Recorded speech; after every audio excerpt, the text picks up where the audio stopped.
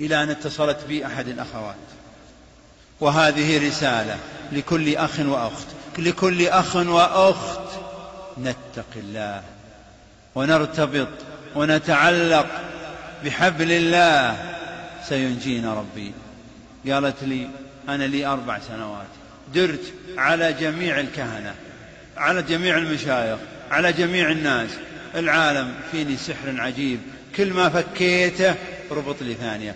قلت أنت ناوية ود استطيبين؟ قالت إيه. قلت اسمعي كلامي، صلين أنت الصلوات ال5 بانتظام؟ قالت نعم. في وقتها؟ قالت نعم. قلت الفجر؟ قالت أحيانا. قلت اسمعي، أولا احمد الله أنك مؤمنة، لأن قالت أنا طفشت مليت حتى أني أفكر أقتل نفسي. قلت لها لا، والرسول صلى الله عليه وسلم قد بشرني وإياك فقال عجبت لأمر المؤمن كل أمره خير وليس ذلك إلا للمؤمن، فاحمد الله واستغفر ربك. قالت طيب. قلت عليك بالاستغفار والتوبة من الذنب، وعليك أنك تصلين الصلوات ال5 بما فيها الفجر، وتحافظي على أذكار الصباح والمساء. قالت وش بعد؟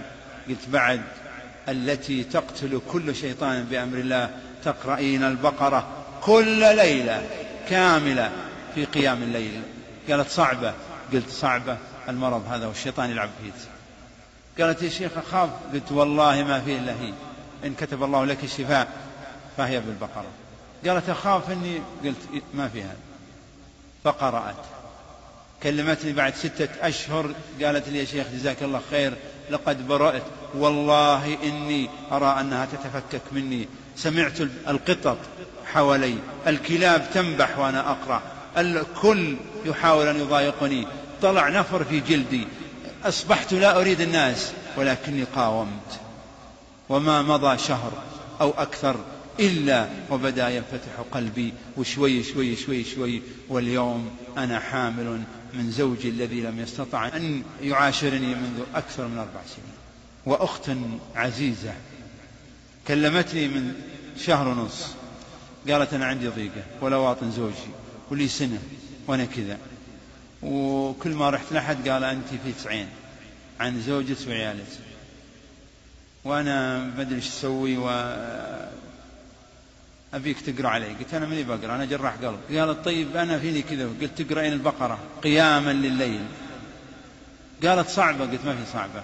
كلمتني قبل البارحة قالت أبشرك سبحان من شرح صدري، في خلال أسبوع بديت أحس كأن شيء يتفكك مني. اليوم يا دكتور أنا كأن شيء لم يأتيني. 5 في 3 أشهر 5 من شفاهم الله من العين، 1 منهم لا يذهب للعمل. بقرة أعطي. اتصل بي قال ما عاد أنام. قلت هذول الشياطين هم خلينك تنام، أعط اقهرهم. قال بخليها في الأول. شو الشيطان؟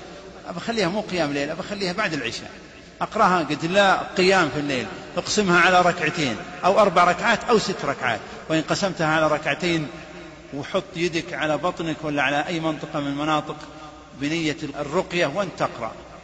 وإذا جيت آيات السحر رجع، وإذا جيت آيات العين فكررها، وإذا جيت آيات الاحتساب فاحتسب، وإذا جاءت آية الصبر فاصبر واعلم أنك بخير.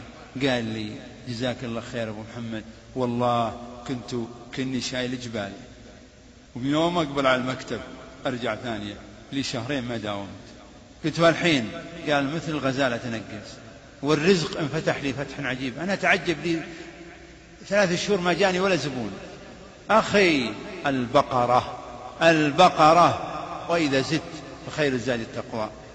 لا تروحون لحد، تعبدوا بالبقرة واقرأوها في بيوتكم وتمتعوا بها.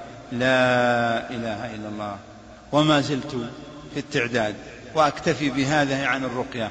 ولكن يا أخوان يا أخوات، من به ضيق في الصدر، من به ضيق على زوجه، من هو زوجته. البارحة في مسجد الراجح جاني واحد قال قبل أنا وزوجتي نتهاوش لنا الآن 1.5 سنة. قلت الأمر سهل جدا، اقرأ البقرة وانفث فيها ورشها في البيت شيء بسيط بالرشاش، واقرأ البقرة أنت وزوجك، كل واحد يقوم الليل قال صعبة. قلت يا أخوان، إذا كان جبريل يقول لمحمد صلى الله عليه وسلم اعلم يا محمد أن شرف المسلم في قيامه لليل، تقولون صعب. إذا كان محمد صلى الله عليه وسلم يقوم حتى تفطرت قدميه، وهو من هو قائد الدولة والرسول واللي عنده كلش، ما كان ينام إلا اليسير، وكذا أبو بكر وكذا عمر. أمة تبي الفردوس الأعلى مع محمد صلى الله عليه وسلم. إذا كان غلامه اللي خدمه 10 سنين أو أكثر قال يا رسول الله ادعو الله أن أكون معك في الجنة، قال أعني على نفسك بكثرة السجود. إخواني، نحتاج إلى قيام الليل لنربي أنفسنا ونحميها من الشيطان الرجيم.